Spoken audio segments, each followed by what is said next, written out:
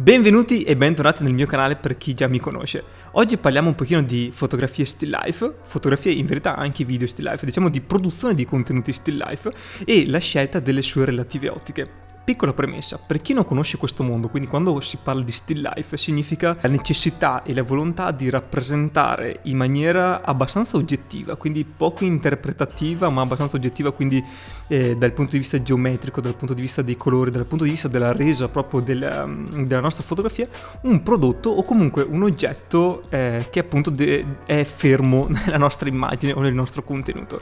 Quindi ad esempio quando guardiamo un catalogo in cui ci sono ad esempio prodotti automobilistici o ad esempio prodotti di parti automobilistiche e vediamo tutti i prodotti singoli uno dopo l'altro, ecco quella lì è fotografia still life, quindi non è una fotografia interpretata dal fotografo o appunto dal content creator in cui cerca di esaltare un pregio o cerca di sminuire un difetto, bensì cerca di rappresentare in maniera più univoca e oggettiva il prodotto che stiamo scattando. Quindi still life appunto il primo concetto da tenere a mente è: stiamo cercando di rappresentare la realtà in maniera più oggettiva possibile. Bene, per far questo chiaramente, dato che dobbiamo utilizzare comunque delle lenti fotografiche che dopo noi scattiamo col nostro telefono o creiamo dei contenuti con una videocamera o con la nostra fotocamera, comunque il modo con cui noi ci interfacciamo alla rappresentazione di questa realtà appunto è tramite la nostra macchina fotografica e tramite la scelta del nostro obiettivo. Dividiamo gli obiettivi in tre grandi fasce. C'è il classico 16-35, il 24-70 e il 70-200. Quando dico questi numerini qua sono i numeri che sono riportati appunto sulla ghiera o sul design della parte superiore della lente. Quando parliamo di ottiche 16-35 mm stiamo parlando di ottiche grandangolari e appunto dato questo nome qua, immagino che la suggestione già dovrebbe arrivare, significa che noi appunto abbiamo una fotografia grandangolare, ossia che tende ad avere diciamo un ampio angolo di visione appunto quando produciamo dei contenuti. Questo significa che se ad esempio scattiamo una fotografia still life con un grandangolo, quindi con questa lente appunto tra i 16 e i 35 mm, in generale avremo un rapporto prospettico non corretto, perché appunto questo tipo di lente tende ad esaltare appunto e ad avere questo aspetto grandangolare e non è adatto per il racconto appunto di un oggetto dal punto di vista oggettivo. Viceversa, dovremmo interpretare, potrebbe essere un'ottima scelta, però se dobbiamo rappresentare dal punto di vista oggettivo un oggetto, scusate il gioco di parole, appunto il 16-35, quindi tutto quello che è grandangolare non è un'ottica consigliata. Passiamo alla seconda scala, quindi il 24-70. Ecco, anche in questo caso qua abbiamo su questo tipo di ottica zoom, quindi abbiamo la possibilità di scegliere tante lunghezze focali. Diciamo che tutto quello che sta tra il 24 e il 50 mm comunque lo consideriamo un'ottica abbastanza grandangolare, quindi ritorna il problema di un'ottica che comunque deforma un pochino la realtà, la deforma sia nell'aspetto prospettico che anche nelle curve, cioè ad esempio linee dritte potrebbero apparire linee curve e quindi non è una cosa che chiaramente cerchiamo.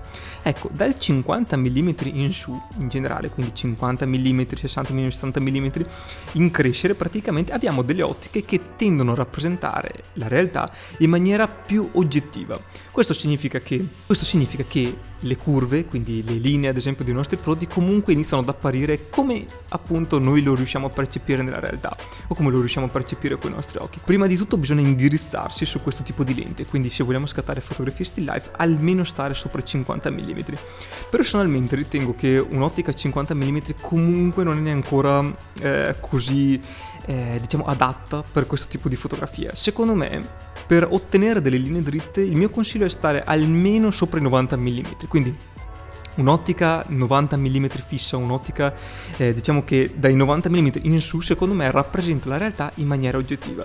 Ecco qui ad esempio ho il 90 mm della Sony che oltre ad essere appunto una lunghezza focale adatta per raccontare in maniera oggettiva il nostro oggetto appunto che stiamo fotografando, ha un'altra caratteristica, ossia aggiungiamo una parolina che si chiama macro.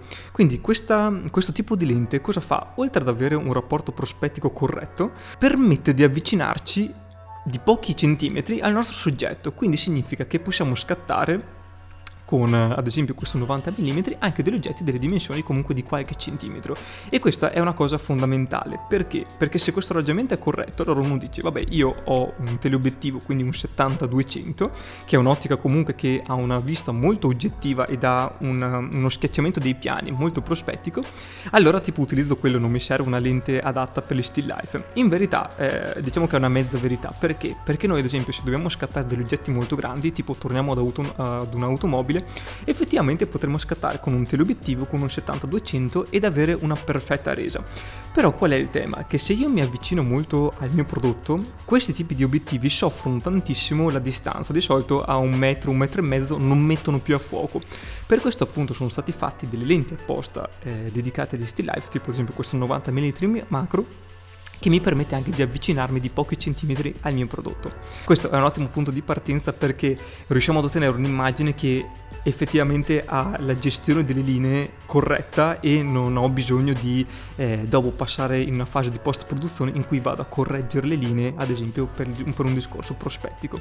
In verità questo qua è un discorso un po' generalista, cioè potremmo approfondirlo molto. Ad esempio per chi già è a conoscenza di questo mondo qua, il secondo passaggio non è più solo utilizzare delle lenti 90 mm, 100 mm o comunque su questo range di focale per scattare gli still life, ma ad esempio integrare nel proprio corredo fotografico delle ottiche tilt shift, ossia sono delle ottiche che sono basculanti in termini italiano, ossia che permettono praticamente in fase di scatto già di andare a correggere i piani. E quindi ad esempio se stiamo scattando una foto architettonica, il grande caso è noi stiamo scattando una fotografia e comunque le linee tendono a chiudersi perché c'è un punto focale appunto che tende a chiudere queste linee qua. Tramite questo tipo di lenti di attrezzatura noi riusciamo a correggere questi piani prospettici, e questo comunque è già una fase avanzata. Quindi se stai iniziando e ti devi approcciare a questo mondo qua, secondo me il primo consiglio è chiaramente studia, guarda un pochino il materiale, guarda un pochino il progetto che sta dietro il mero scatto, la mera produzione di questo materiale qua. Però dal punto di vista dell'attrezzatura comunque ci vuole una lunghezza focale appunto sopra i 50 mm per avere una resa secondo me sufficiente, o comunque per avere una resa che sia appunto oggettiva. Superato questo scoglio, se il mondo ti piace, chiaramente ti consiglio di approfondire di più questa tematica ed iniziare ad approcciare ad esempio delle ottiche tilt shift per approfondire e soprattutto per avere ancora maggior controllo di tutto quello che è prospettiva. Spero che questo video ti sia stato utile. Se hai qualche dubbio chiaramente scrivilo nei commenti qua sopra e ci vediamo al prossimo video. Ciao!